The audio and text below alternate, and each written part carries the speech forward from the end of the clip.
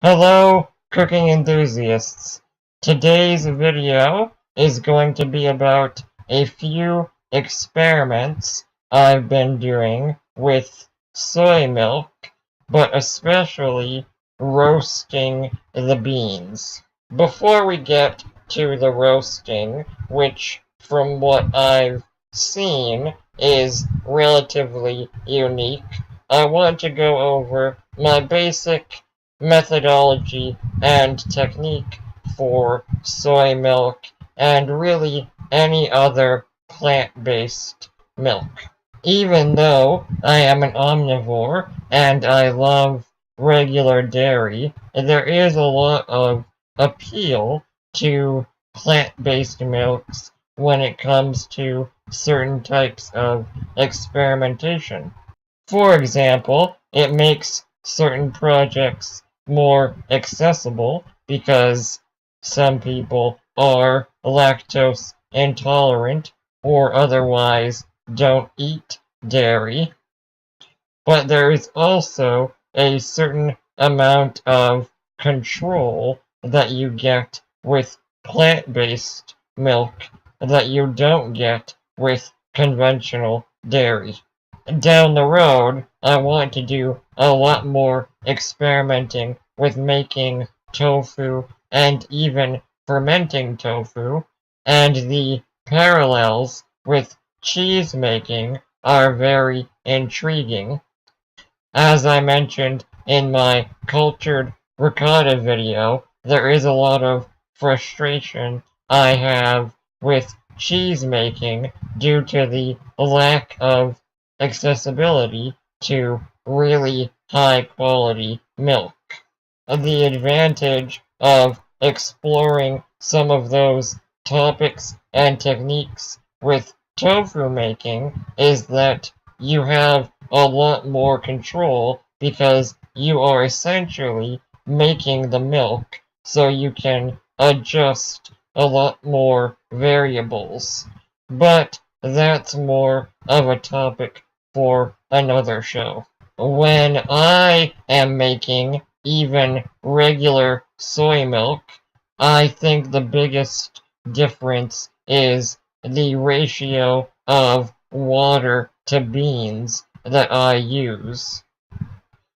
Most recipes, I think, call for a relatively small amount of beans to water. I believe the Chef Steps recipe, which I'm sure is good, calls for 160 grams of dry soybeans for every 2 liters of water, whereas I use 500 grams of soybeans for every 2 liters of water. The reason I tried working with this kind of ratio is that one particular tofu making video I saw had soy milk that almost involved no additional water. It was almost as if the industrial scale machines were able to squeeze soy milk from only the soaked soybeans. Obviously, that's not practical with most conventional equipment, so the next best thing is this higher ratio of 500 soybean to 2 liters of water, which, from my experimentation, seems to be the upper limit for most regular kitchens. Besides the adjusted proportions, my soy milk procedure is pretty basic. I soak the beans for at least 12 hours, but closer to 24. I then prefer to drain any excess water and blend the soybeans with fresh water. For a 2-liter batch, roughly half of the water gets pureed with the soybeans while the other half gets brought to a boil. I then combine the pureed mixture until everything is in a pot and simmering.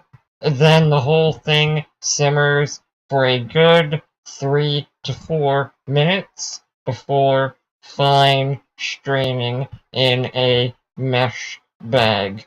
The resulting soy milk from this is super rich and delicious.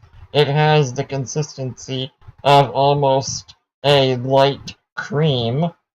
It tastes super creamy and actually has a very pleasant soybean flavor, which is slightly nutty and even a little vegetal, which may not be for everybody, but again, on occasion, I enjoy it.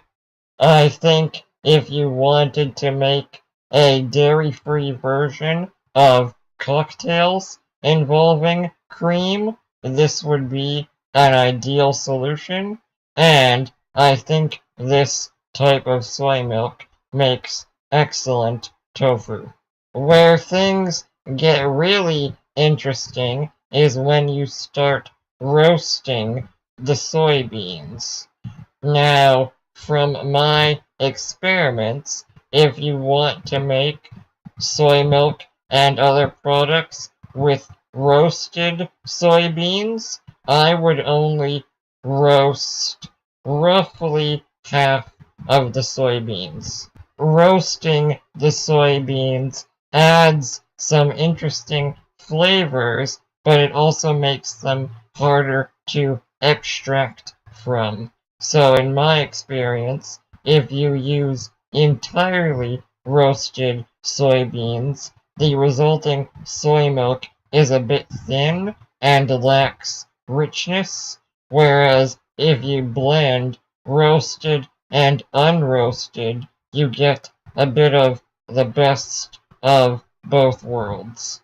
Unfortunately, I don't have a ton of super specific procedures because it's going to depend a lot on your beans and what you are looking for personally.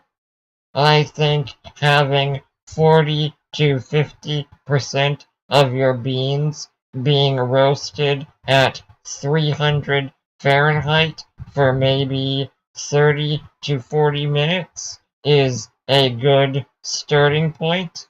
Although for me personally, I think my favorite was having half of the soybeans roasted at roughly 350 Fahrenheit for, I believe, 20 minutes.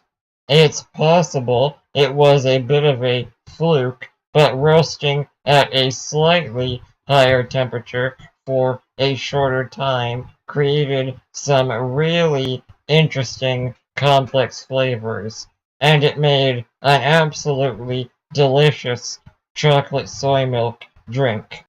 When you get into roasting above 350 Fahrenheit, you start getting a lot more dark, almost coffee notes, which again could be good. I ended up making a sort of dark roasted soy milk gelato that was really quite delicious.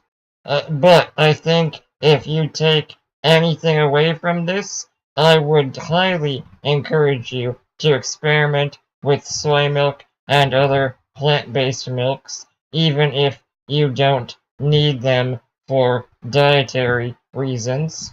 Whenever possible, use a higher ratio of solids to water and experiment with at least partially roasting your base ingredient.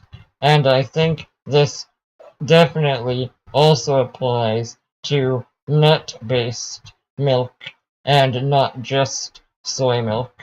But that is actually it for today's video. I hope you enjoy it.